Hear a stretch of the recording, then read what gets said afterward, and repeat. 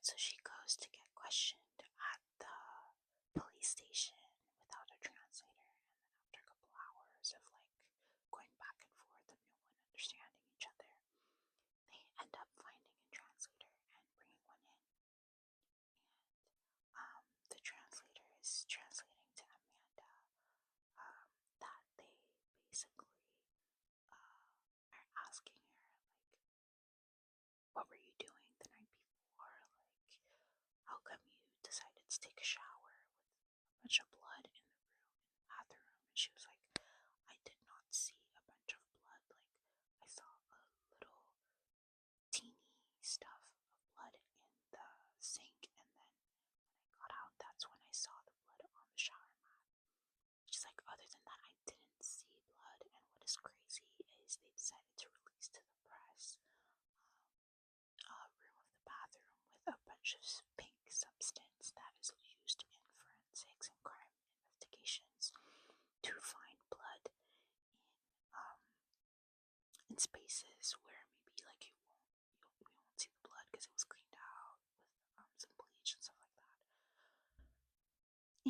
But what's interesting to know is that that substance becomes completely pink after you leave it for a couple hours. And so by that time, when they took that picture, the substance had been there for hours, and that's what they decided to release to the press. And it just looked like a room full of blood, but it was actually just like a pink substance to find blood. So very damaging and confusing. And so people, when they saw that picture, they were like, oh my god, she took a shower in a bathroom full of blood. Like, is she crazy? Like, what the heck? So that it was very interesting narrative that they were trying to paint. And they were just, I think overall they were very suspicious of her because she was American. That's just honestly my way of seeing this. And so yeah, so after that, they're like, okay, you're free to go, but come back tomorrow morning. We still have other questions for you. She didn't know this. She thought that, they just needed her help to figure out who did this. But they were already targeting her as a key suspect and maybe like the perpetrator of the crime. So basically, they already thought Amanda killed her roommate at that point. And what also played part in that is that some of the British roommates' friends did not like Amanda. And so when they were questioned, they mentioned that they didn't like her, and they thought she was a little like, she would sleep with a lot of guys, and she was like, she was messy and stuff like that. And that played a role in how they painted Amanda as a villain and a killer later on. So she goes back to the police station. She thinks she's there to help, and they basically keep her there the entire day until the night. And they question her hardcore. They question her boyfriend also in another room, and they basically use some very coercion tactics that are used by police in investigations. And guys, this is very important because they can use this even on you and me, which is the police can lie to you if they believe that you are withholding information, and they can basically say anything to get the truth out of you. And so that's what they did. They basically were like, are you sure that you didn't go home at Rafael's? Are you sure you were at Rafael's? What did you do? How long did you stay there? How long did the movie last? Like, what happened?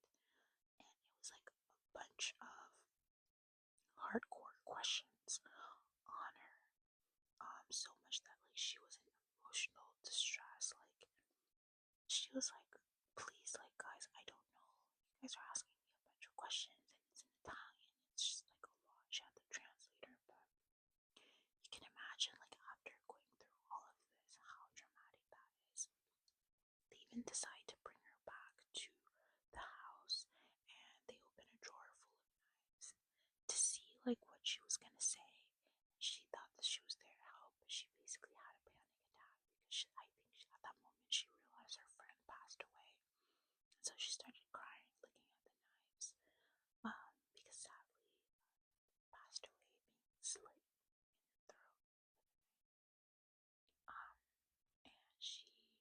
also raped and killed.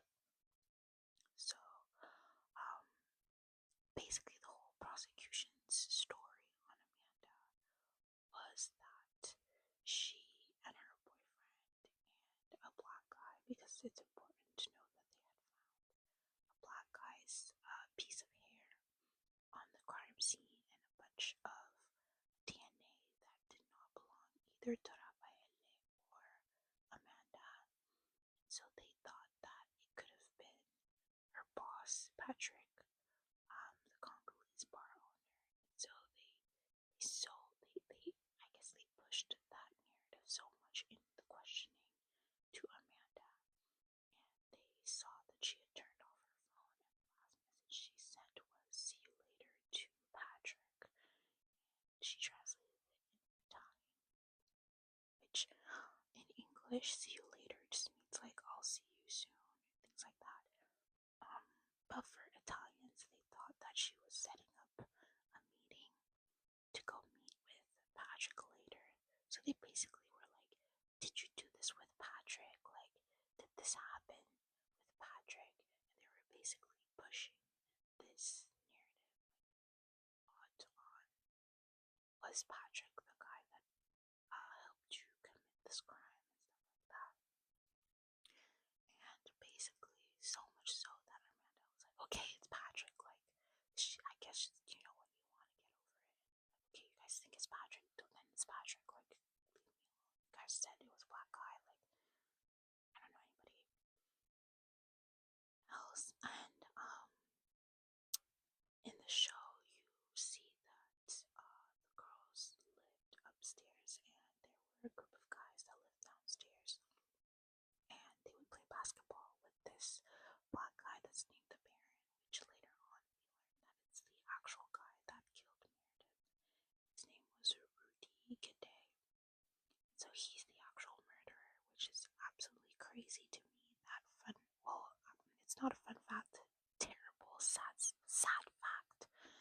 Rudy Gede got released from prison on a reduced sentence, and keep in mind, Amanda, when she got convicted, because she does get convicted later on, she got convicted, she got 26 years in prison, and they were trying her for life after this. Rudy Gede only spent 13 years in prison for brutally murdering an innocent